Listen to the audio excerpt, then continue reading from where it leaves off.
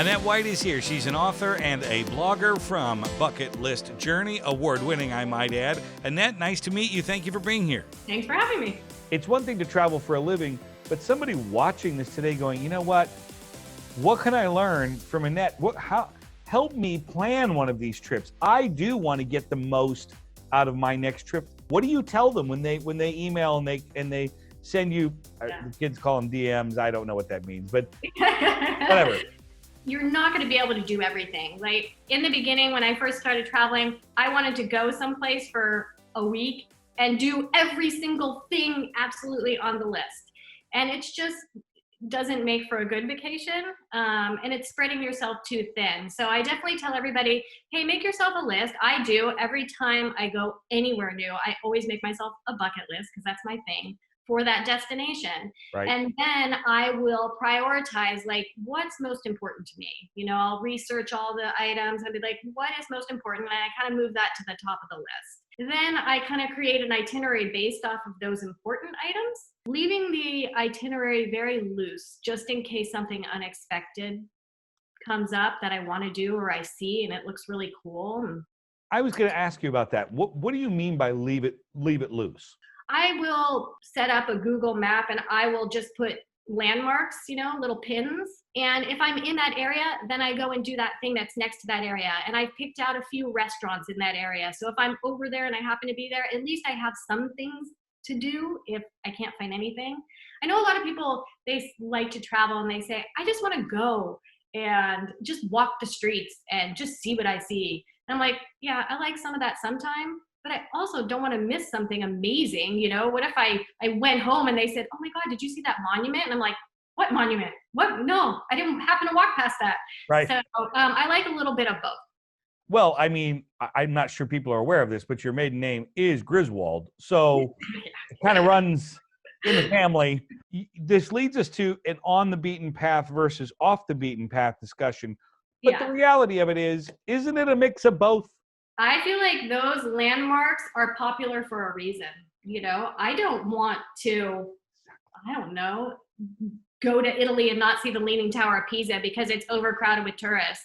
You know, I still want to do that, but I also want to tie that in with some other off the beaten path things that you might just find, or going into like, you know, a little local trattoria or something like that. So I like a little bit of both. Everybody loves to do research until we basically tap out and we're like, I can't take it anymore. You can't take anymore. And you know, we have lives and jobs and things to do. Yeah. And so we like the idea, but how do we find the off the beaten path places?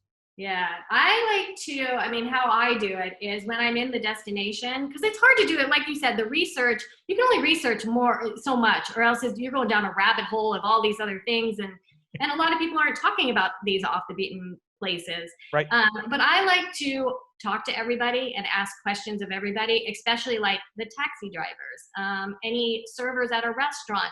Ask them, hey, where do you go with your friends? You know, where are you going tomorrow night? Like, I want to know those things, like not where the tourists are going, because I can research that part of it. Right. So I talk to everybody and I ask a lot of questions, and you're kind of amazed what you can find by just doing that. So here we are in this period of time, which is, I mean, just surreal to say the least. Do you think that travel as we know it is going to change after this period of time? Definitely for a time it will change. I don't think that all of a sudden, okay, you can fly and you don't have to shelter in place and everybody's going to be jumping on a plane and, you know, traveling the world. I don't think it's going to happen like that. I think it's definitely going to be a slow transition. I think people are still going to be nervous because we have instilled this fear, you know, for good reason, within people. So yeah, I think people are going to be a little more cautious. They're probably going to wash their hands more. I definitely am going to bring sanitizer on every airplane and sanitize my my tray, you know, and I think that'll happen for a long while, until of course there's a vaccine and until we're seeing less cases. And so it'll be a slow transition, I think.